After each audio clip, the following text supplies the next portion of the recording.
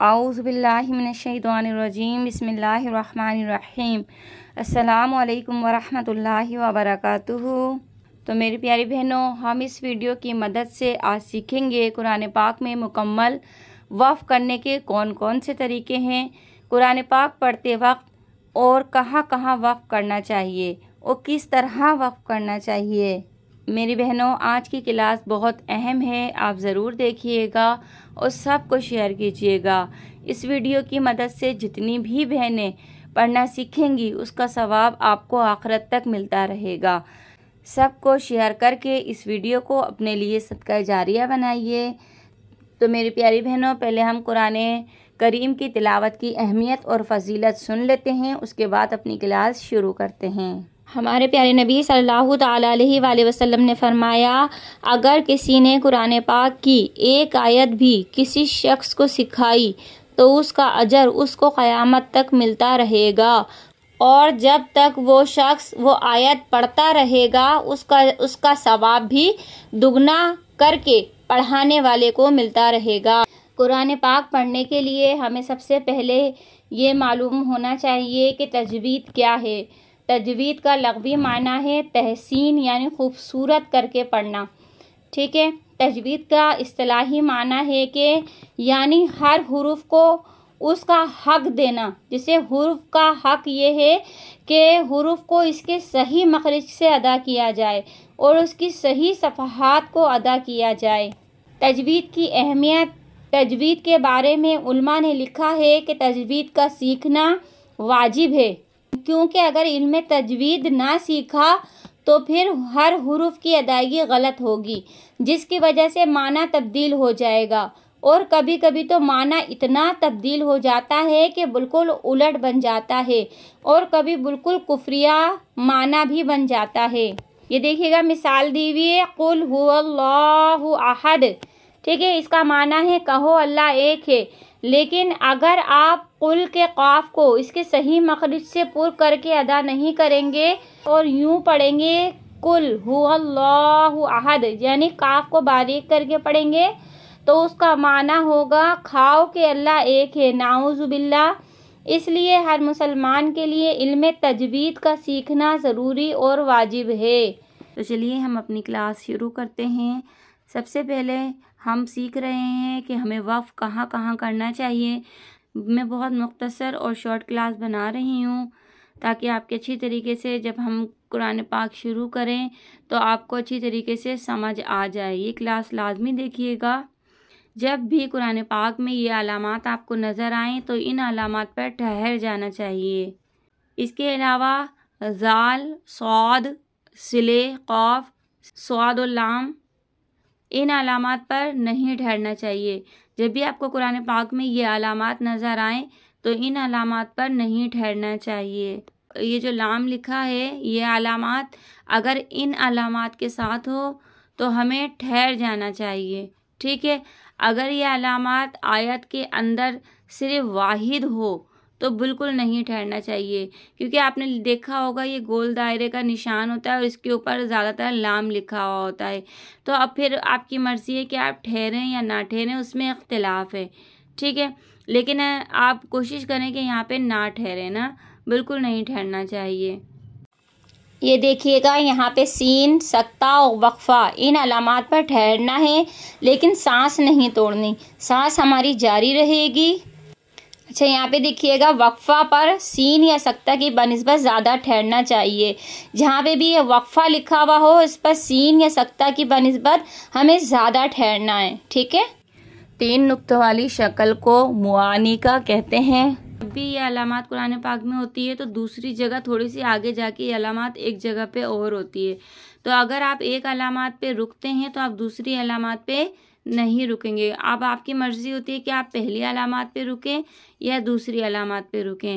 ये देखें, ये अलामात एक साथ 2 जगह आती हैं।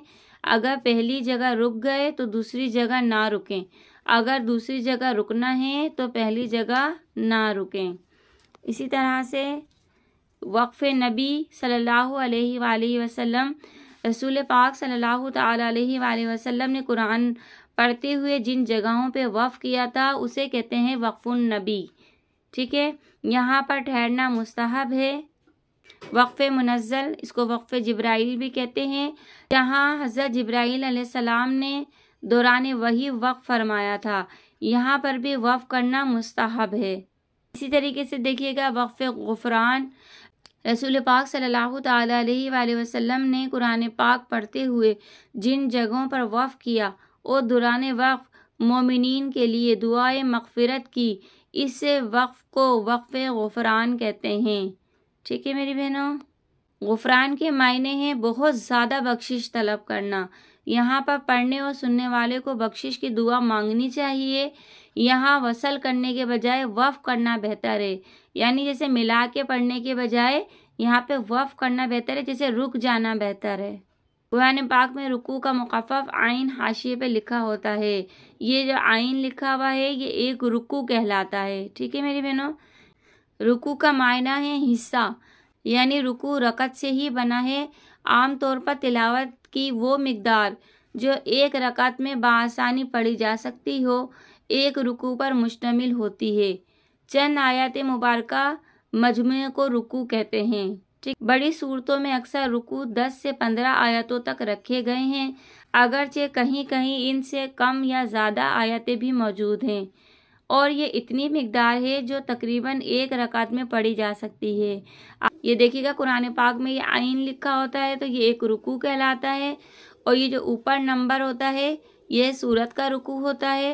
एक रुकू है, एक रुकू में कितनी आयतें हैं तो ये हम आयतें काउंट करेंगे तो फिर हम इधर बीच में जो है देखेंगे कि इतनी ही आयतें यहाँ पर मौजूद होंगी। फिर ये जो नीचे जो लिखते हैं ये पारे का रुकू होता है कि हमने कौन सा पारा पढ़ा है और ये पारे का कौन सा रुकू है। ठीक है मेरी बहनों, अब देखिएगा मेरी बहनों, जब वक़्फ़ करते हैं, वक़्फ़ करते वक्त आखिरी हुरूफ को हम कैसे पढ़ें ये हमें पहचानना है। इसमें हुर्फ़ मद्दा या साकिन हुरूफ जो है वो वक्त में जो है वो तब्दील नहीं होते। ठीक है, हुर्फ़ मद्दा भी नहीं तब्दील होते और साकिन हुरूफ भी तब्दील नहीं होते। अब ये किस तरह से पढ़ेंगे ये हम आपको सिखाते हैं। ये वसल की हालत है और ये वफ़ की हालत है। अब ये कर देंगे जैसे ज़ालिका, ज़ालिक, यहाँ पे हम इसको साकिन कर देंगे। ज़ेर आएगा तो हम यहाँ पे भी साकिन कर देंगे। यौमी को कर देंगे यौम।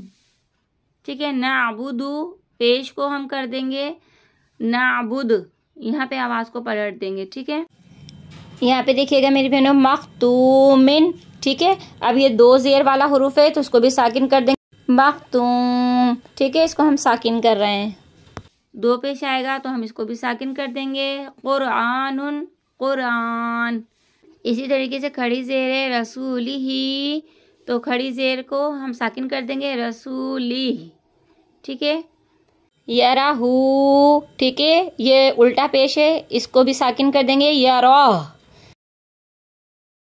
अब यहाँ पे देखिएगा मुस्फिरातुन। ठीक है, ये गोलता है और दो पेश है तो इसको हम हा में बदल देंगे वक़्फ में मुस्फिरा।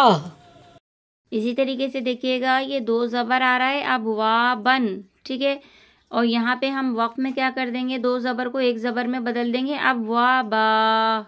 ठीक है, इसी तरीके से यस आ, खड़ा ज़बर है तो खड़ा ज़बर को हम यहाँ पे खड़ा ज़बर ही रहने देंगे, क्योंकि हुर्फ़ मद्दा को हमेशा खींचते हुए रुकते हैं। ये खड़ी हरकत है, खड़ी हरकत को भी हुर्फ़ मद्दा की तरह खींच के पढ़ते हैं, तो इसलिए हम यहाँ पे भी खींच के रुकेंगे। यस आ यो ये, अगर खड़ी ज़ेर आ जाए तो हम इसको वक़्फ़ में साकिन कर देंगे यो। इसी तरीके से रफ़अना, यहाँ पे अलिफ से पहले ज़बर हो तो वक़्फ़ में वैसे ही पढ़ा जाएगा जैसे रफ़अना, क्योंकि यहाँ पे देखिएगा हुर्फ़ मद्दा आ रहा है, अलिफ से पहले ज़बर है तो ये अलिफ मद्दा बन रहा है, हुर्फ़ मद्दा को हमेशा खींचते हुए रुकेंगे। इसी तरह से देखिएगा रब्बिकल आला। ठीक है, यहाँ इसको वक़्फ़ में पढ़ेंगे रब्बिकल आला, इसको हम खींचते हुए ही रुकेंगे क्योंकि खड़ी मद हमेशा खींचते हुए ही रुकते हैं। याज़ुन्नु, यहाँ पे नून मुशद्दद का हम गुन्ना करेंगे और नून मुशद्दद का गुन्ना हमेशा वाज़े करके होता है। हालत वक़्फ़ में इसको पढ़ेंगे याज़ुन, हल्का सा मुशद्दद हुरूफ को साकिन करके दो हुरूफ के बराबर थोड़ा सा देल लगा के पढ़ेंगे याज़ुन, इस तरह से। मुसम्मन 2 ज़बर है, अब इसको 1 ज़बर में बदल देंगे, खड़ा ज़बर में बदल देंगे इसको, मुसम्मा। ठीक है, ये या के साथ आ रहा है, इसीलिए हमने इसको, अगर अलिफ के साथ आ रहा होता तो हम 1 ज़बर इसको पढ़ते हुए रुकते, लेकिन ये 2 ज़बर या के साथ आ रहा है तो इसलिए यहाँ पे खड़ा मत लगा के पढ़ेंगे, मुसम्मा। ठीक है, अब मादूदातिन। ठीक है, अब ये 3 है, ये गोल ता वाली नहीं है, तो हम यहाँ पे इसको मादूदात, यहाँ पे हम रुक जाएंगे, इसको साकिन कर देंगे। ठीक है मेरी बहनों, हमने वक़्फ़ की हालतें सीख ली, इसको अच्छी तरीके से समझ भी लिया। इस क्लास को आप बार बार देखिएगा, सबको सेंड कीजिएगा, ताकि हम जब कुरान पाक शुरू करें तो हमें पढ़ते वक्त आपको समझाने में आसानी हो और हम इसको अच्छी तरीके से पढ़ सकें। जब ये आप अच्छी तरीके से समझ लेंगी तो फिर आप कुरान पाक पढ़ेंगी तो आपको बहुत आसानी होगी। हाफिज़, दुआओं में याद रखिएगा, अपना बहुत सा ख्याल रखिएगा। आपकी बाजी, अल्लाह हाफिज़।